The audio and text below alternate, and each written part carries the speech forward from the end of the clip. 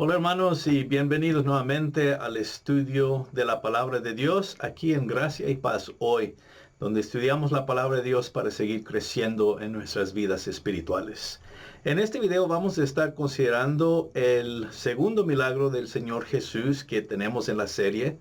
La primera vez vimos el milagro del Señor Jesús calmando la tempestad en Marcos capítulo 4. Hoy día vamos a continuar con el milagro que sigue. Y para eso vamos a estar en Marcos capítulo 5, comenzando desde el verso 1. Y vamos a tomarlo verso en verso y vamos a ver este segundo milagro y lo que vemos del Señor Jesús aquí, lo que podemos aprender de este milagro. Vamos a comenzar entrando en el texto, cuando dice en el verso 1 y en adelante, de esta manera. Vinieron al otro lado del mar, a la región de los Gadarenos. Y cuando salió él de la barca, enseguida vino a su encuentro de los sepulcros un hombre con un espíritu inmundo, que tenía su morada en los sepulcros, y nadie podía atarle, ni aun con cadenas, porque muchas veces había sido atado con grillos y cadenas, mas las cadenas habían sido hechas pedazos por él, y desmenuzados los grillos, y nadie le podía dominar. Siempre de día y de noche andaba dando voces en los montes y en los sepulcros, e hiriéndose con piedras. Bueno, cuando comenzamos a ver este milagro aquí, vemos que el Señor Jesús, después de haber calmado la tempestad, llega al otro lado, ¿verdad? Y nos dice que llegó al lugar o a la región de los Gadarenos. Es importante entender que esta área, ¿verdad?, está fuera de la tierra prometida. En otras palabras, este es un lugar de los gentiles. Y eso va a ser importante al ver lo que sucede un poco más adelante aquí en la historia. Como decimos, él llegó a la tierra de los Gadarenos. Dice, cuando salió él de la barca, enseguida vino a su encuentro de los sepulcros un hombre con un espíritu inmundo. Verso 2. Inmediatamente cuando el Señor sale de la barca, viene un hombre a su encuentro, dice el verso 2. Enseguida, ¿verdad? Esa es una de las palabras favoritas de Marcos. En Marcos, la acción siempre es continua, es rápida, cosas pasan, y luego esto, y luego lo demás, ¿verdad? Enseguida, y este es el ritmo algo rápido de Marcos. Y aquí vemos, ¿verdad?, que cuando el Señor llega, enseguida salió un hombre a su encuentro. Pero mira qué interesante aquí, hermanos. Dice que salió de los sepulcros. No es el lugar más común de la gente poder salir de ahí para encontrarse con el Señor Jesús. De los sepulcros. En otras palabras, de donde están los muertos.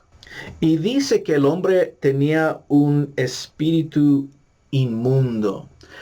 Inmediatamente nos damos cuenta que este no es cualquier hombre. Este es un hombre que está poseído por un espíritu inmundo, un demonio, un espíritu enviado para atormentarle. Vamos a darnos cuenta aquí en un momento. Y dice que tenía su morada en los sepulcros, verso 3, y nadie podía atarle ni aún con cadenas. No solamente salió de los sepulcros como si estuviera en el área por un tiempecito y sale al encuentro del Señor, porque se encuentra ahí. No, él tenía su morada en los sepulcros. ¿Qué estado tenía este hombre que su morada era en los sepulcros? Los sepulcros son para los muertos. Sin embargo, este hombre tiene vida. Pero cuando vemos qué tipo de vida llevaba, casi podemos ver que estaba muerto, aunque vivo, ¿verdad? Entonces, al presentarlo aquí como saliendo de los sepulcros, Marcos nos pinta un cuadro triste del estado presente de este hombre, en el cual se encuentra morando entre los sepulcros. Dice también que nadie podía atarle, en otras palabras, porque este demonio estaba presente en el hombre, poseyendo al hombre, le daba algo de fuerzas sobrenaturales. La gente no lo podía atar, lo cual indica que habían tratado de atarlo. en tiempos pasados, ¿verdad? Dice que lo hacían con cadenas y también con grillos, pero eso no lo mantenía bajo control. Dice el verso 4, porque muchas veces había sido atado con grillos y cadenas, mas las cadenas habían sido hechas pedazos por él, y desmenuzados los grillos, nadie le podía dominar. Entonces el cuadro que se nos sigue pintando aquí de este hombre en esta situación lamentable y triste es que a la misma vez es un hombre fuerte, tiene fuerza física por medio de los demonios que le afectaba y le daba fuerza, ¿verdad? No era tanto el hombre, sino que eran los demonios empoderando a este hombre para poder quebrar y romper estas cadenas. Dice el texto que nadie le podía dominar.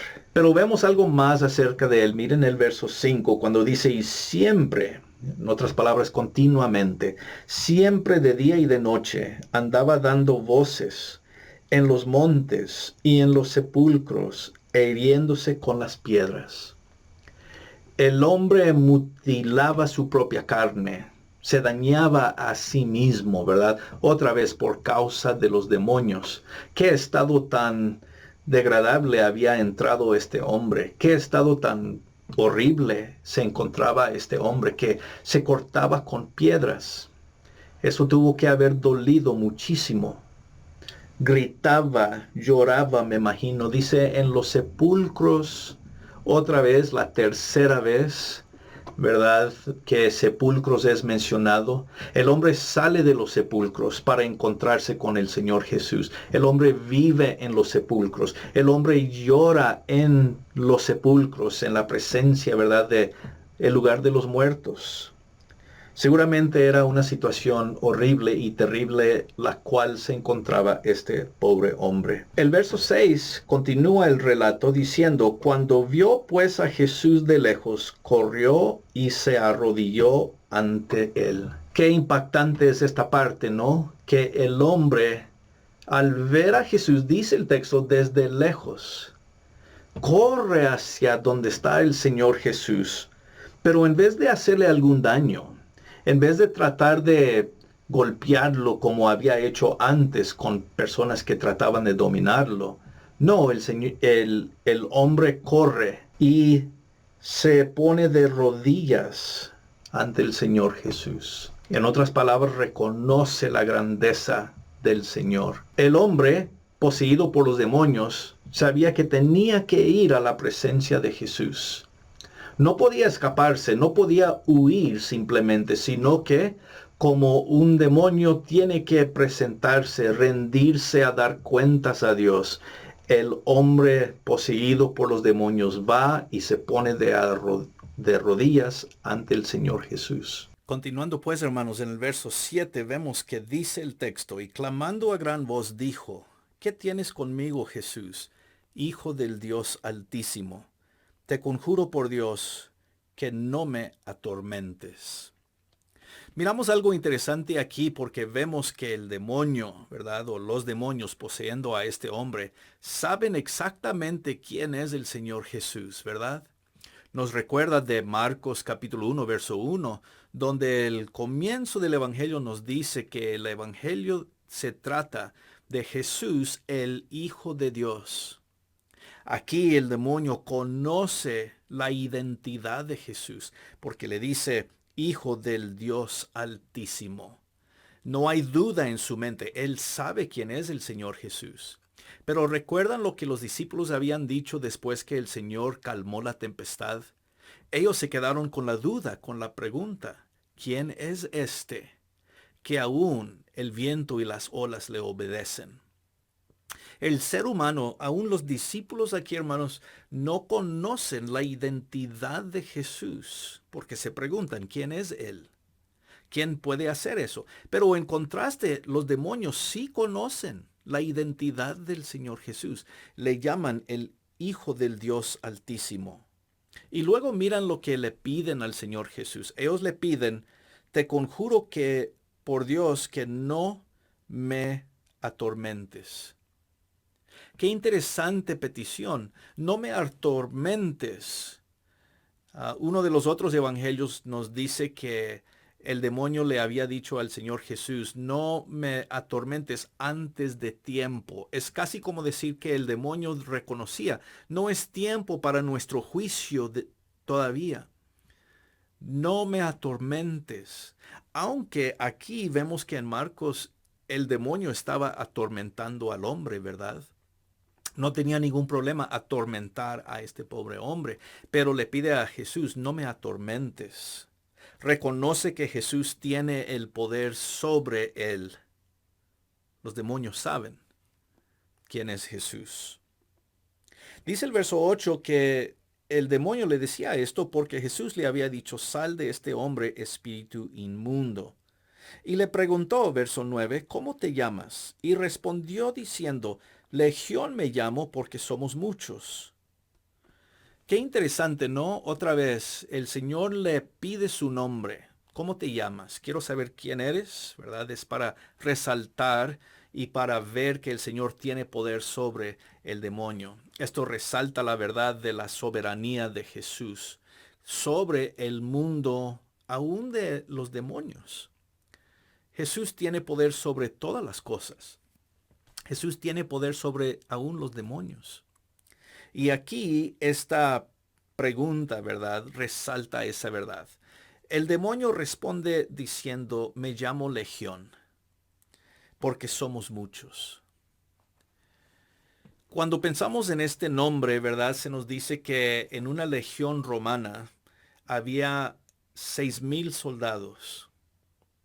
Y aquí a veces personas dicen, bueno, quiere decir que habían 6,000 demonios en este hombre, y no creo que ese es el caso. El punto es que hay muchos demonios y no solo uno. Y por eso dice, me llamo Legión. Y luego en el verso 10 vemos lo que le sigue pidiendo al Señor Jesús. Dice el verso 10, y le rogaba mucho que no los enviase fuera de aquella región. Los demonios querían quedar en esa región por alguna razón.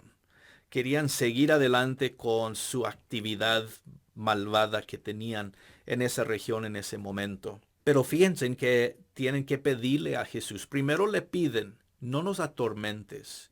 Número 2, no nos envíes fuera de esta área.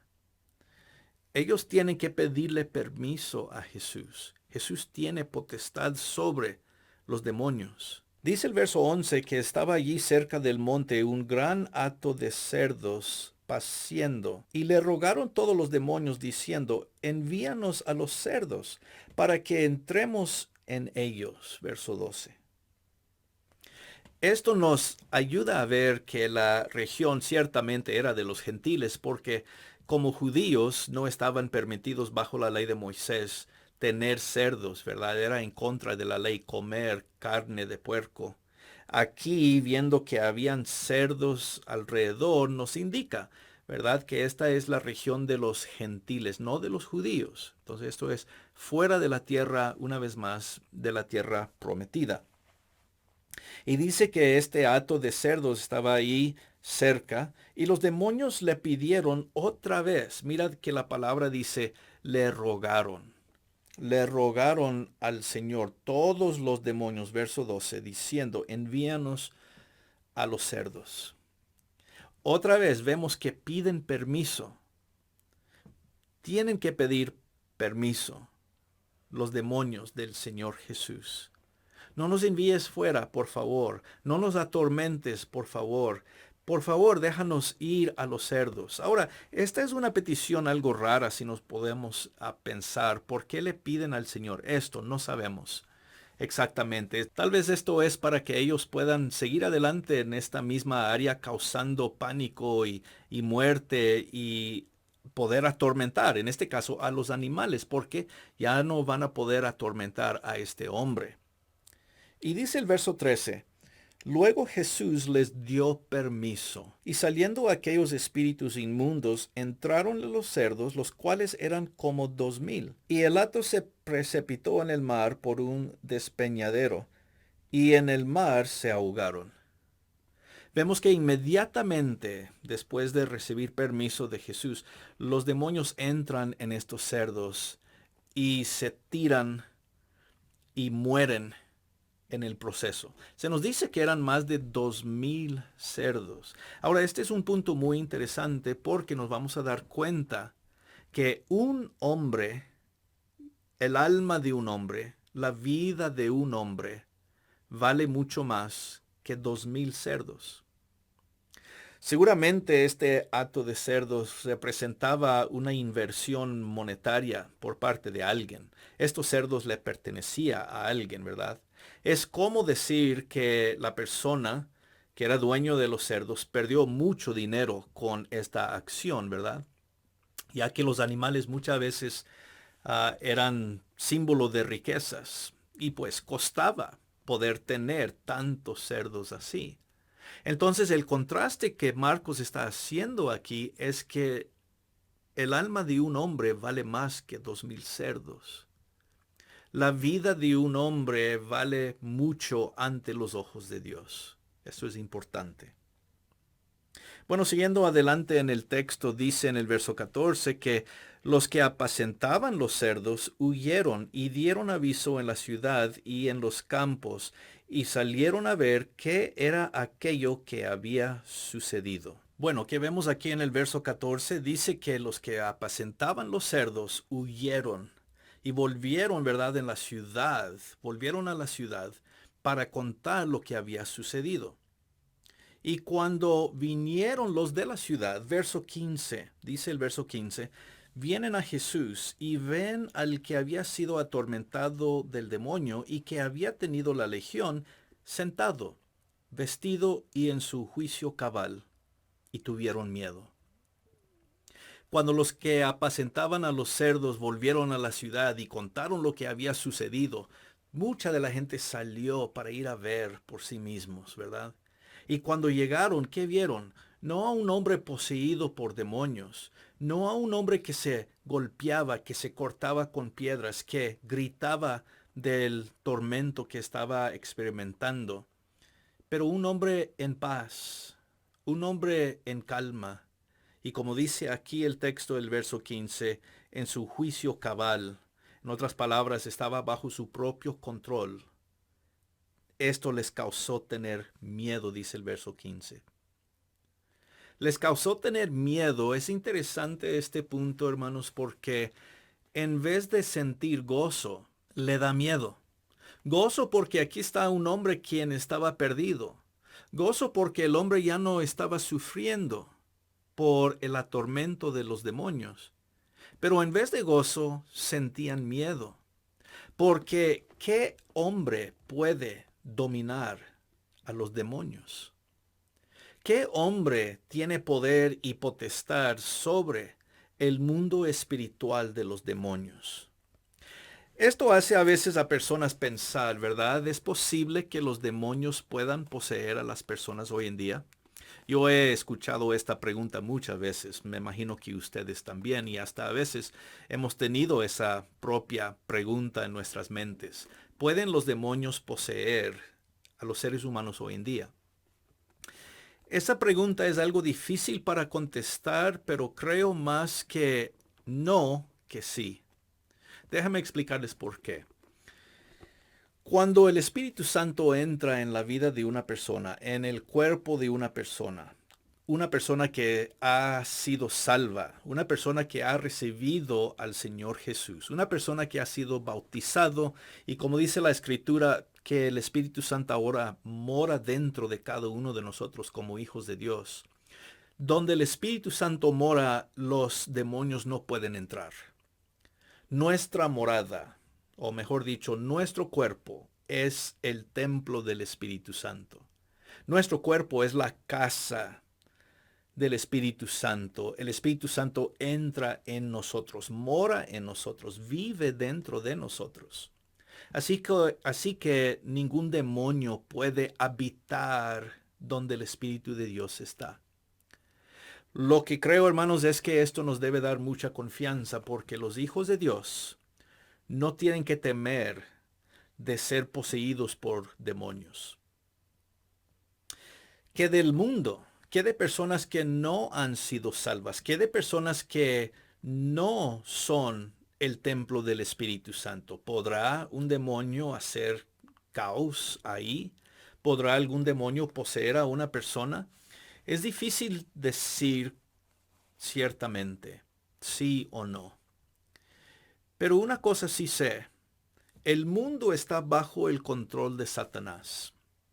El mundo pagano, el mundo que no ha acercado al Señor Jesús, las personas que no se han arrepentido, las personas que no son cristianos, básicamente, las personas que no se han sometido a la palabra de Dios, las personas que no han tenido sus pecados lavados por medio de el bautismo, por medio de la sangre del Señor Jesús, la cual contactamos en el momento del bautismo. Ellos tal vez deben tener temor. Podríamos pensar que el mundo inconverso está bajo el dominio del diablo, está bajo el dominio de Satanás. Posiblemente, si fuera posible que un espíritu maligno tuviera el poder para poseer a una persona, tendría que ser una persona que no es cristiano. Porque el cristiano está protegido por el poder de Dios. El Espíritu Santo mora dentro del cristiano. Así que si somos hijos de Dios, como digo, si nos hemos arrepentido, si hemos recibido al Señor Jesús, si su sangre nos ha limpiado en el momento del bautismo, no tenemos nada de qué preocuparnos. No tenemos que tener temor, porque el Espíritu de Dios mora en nosotros. Y ningún diablo puede entrar, ningún espíritu inmundo, maligno, malvado puede entrar dentro de uno que le pertenece a Dios. Podemos tener esa convicción, creo yo, hermanos. Así que más nos vale ser hijos de Dios para que las fuerzas diabólicas no puedan tener un impacto dentro de nosotros, como en el caso de este hombre. El efecto del poder de Jesús en la vida del hombre había cambiado su vida por completo. Ya no era un hombre loco, atormentado, golpeándose a sí mismo, cortándose con las piedras, gritando en las tumbas y los sepulcros como antes. Ahora era un hombre en paz, un hombre en buen estado, un hombre bajo su propio control, un hombre que había sido impactado por el poder de Dios. ¿Qué diferencia hace, no, el poder de Dios en nuestras vidas? Nos cambia totalmente, nos quita una vida arruinada, una vida que había estado dedicada a placeres del mundo tal vez. Nos quita en verdad el pecado, Dios. Quita el tipo de vida que habíamos llevado antes que no servía de nada. Muchas veces con problemas y muchas veces luchando aún con demonios, podemos decir, que no podemos controlar. Pero cuando Jesús entra en nuestra vida, todo cambia. Cuando nosotros aceptamos a Jesús en nuestra vida, todo cambia. Cuando la sangre de Jesús nos limpia de todo nuestro pecado y el Espíritu Santo ahora entra en nosotros y vive en nosotros y nos da un nuevo poder para vivir la vida como Dios tuvo el intento al comienzo, todo cambia. Pensemos por un momento, hermanos, cómo ha cambiado nuestra vida de lo que era antes. ¿Qué tipo de persona éramos antes de encontrar al Señor Jesús? O hasta tal vez alguien escuchando este mensaje en este momento no ha encontrado al Señor Jesús. No ha llegado a ser limpiado y lavado por la sangre de Jesús en las aguas del bautismo todavía. ¿Qué estamos esperando? Podemos encontrar al Señor Jesús así como este hombre endemoniado y podemos tener al Señor Jesús cambiar nuestra vida para hacer una vida nueva, una vida llena de paz, una vida en la cual ahora podemos gozar la presencia y protección y cuidado de Dios, así como el hombre hizo aquí. Qué interesante que la gente le pide al Señor salir, ¿no? En el verso 16. Les contaron los que lo habían visto cómo le había acontecido al que había tenido el demonio y lo de los cerdos. Bueno, se contó la historia, ¿verdad?, de todo lo que sucedió y cómo los cerdos se habían perdido, pero que el alma y la vida de este hombre había sido restablecida. ¿Cuánto vale la vida de una persona? No lo podemos comparar con un precio económico de las cosas materiales, de los bienes materiales. Los cerdos eran justamente eso, ¿no?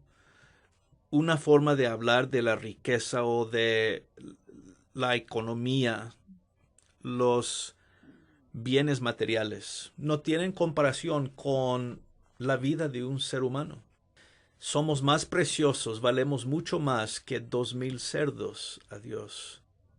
No hay límite, en verdad, del precio de un alma, de un ser humano. El verso 17 continúa diciendo, y comenzaron a rogarle que se fuera de sus contornos. Cuando la gente se da cuenta de quién es Jesús, del poder de Jesús, en vez de esto atraerles al Señor, en vez de esto animarles a ellos también, tener una vida ahora como el hombre atormentado tenía, le da miedo. Le da miedo al pueblo porque es espantoso el Señor Jesús, más espantoso porque tiene poder sobre los demonios. Ellos le tienen miedo a Jesús, pero el hombre endemoniado tiene amor para con el Señor Jesús. Miren al verso 18, cuando dice, al entrar él en la barca, el que había estado atormentado le rogaba que le dejase estar con él. El hombre quiere estar con Jesús, porque Jesús le había cambiado su vida, Jesús le había dado una nueva vida. Él quería estar con él. Tiene sentido, ¿no? Queremos estar con el Señor Jesús, agradecidos por la vida que ahora nos da. El hombre quería hacer lo mismo, quería ir con el Señor Jesús. Le rogaba. Esta es una palabra que hemos visto a lo largo de este estudio, ¿no? Los demonios le rogaban al Señor Jesús que no los enviase fuera del área, pero que les dejase entrar a los cerdos, y el Señor les concedió su petición. La gente le pide al Señor Jesús, vamos a ver aquí en el mismo verso 18, el Señor les concede su petición. Ellos le ruegan, sal de nuestra área, vete de aquí, tenemos miedo.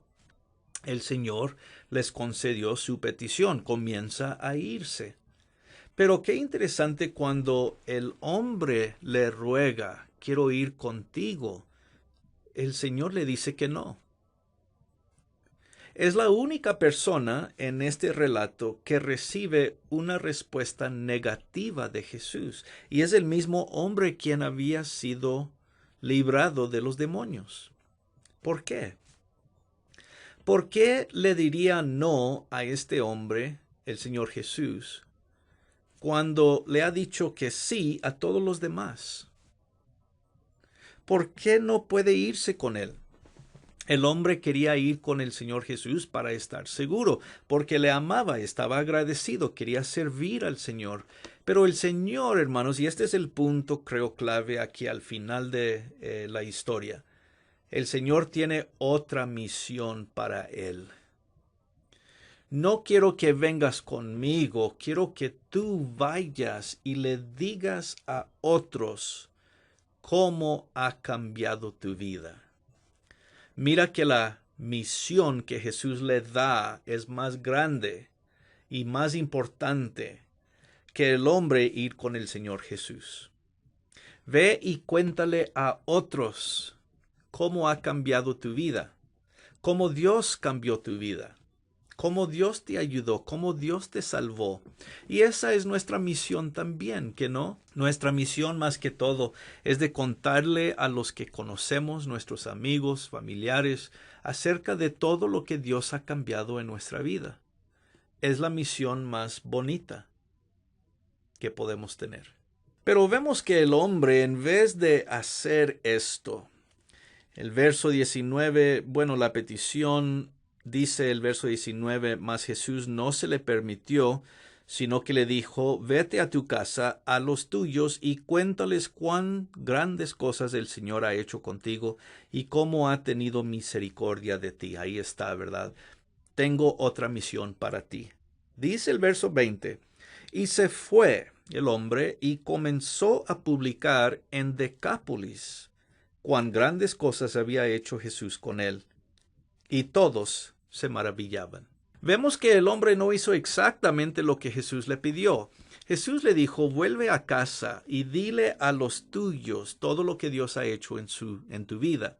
Pero el hombre cambia la misión un poco y la hace aún más grande, porque dice que él va a un lugar llamado Decápolis. Decápolis era una colección o un grupo de ciudades, 10 ciudades. La palabra Decápolis significa 10 ciudades. Entonces el hombre va y amplía la misión. Él no solo vuelve a su casa, pero él va y publica las noticias de lo que Dios había hecho con él, lo que Jesús había hecho en él, a un lugar mucho más grande. Y en verdad de esta manera podemos decir que el hombre llega a ser uno de los primeros misioneros, contando las bendiciones que Dios había hecho en su vida por medio de Jesús. El punto es que el hombre no puede contener el mensaje de qué tan bueno Dios había sido con él a solo el grupo de su familia. Él tenía que publicarlo en una área mucho más grande, así como nosotros.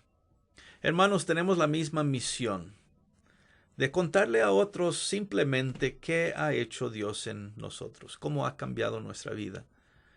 Esa es nuestra misión hoy en día también. Así que este segundo milagro termina de esta manera, enfatizando la gran misión que ahora tiene la persona que ha sido cambiado por Dios. ¿Qué de nosotros? Nuestra misión es la misma, como digo. Debemos contarle a todos los que podemos cuán grandes cosas Dios ha hecho en nosotros, para que ellos también llegan a tener la misma experiencia de vida nueva, salvación, misericordia de Dios, gracia y paz de Dios y tantas otras bendiciones que Dios tiene listo para todos aquellos que lo aceptan. Es nuestra misión. Hay que hacer como el hombre hizo y dejarle saber a todos lo bonito que es ser hijo de Dios. Bueno, hermanos, que el Señor nos bendiga. Gracias por escuchar este mensaje y seguir adelante con este estudio de los milagros del Señor Jesús. Y como digo, vamos a seguir con esto en el próximo video. Veremos el milagro que sigue aquí mismo en el Evangelio de Marcos. Hasta entonces, pues, que el Señor les bendiga. Gracia y paz y hasta luego. Bendiciones.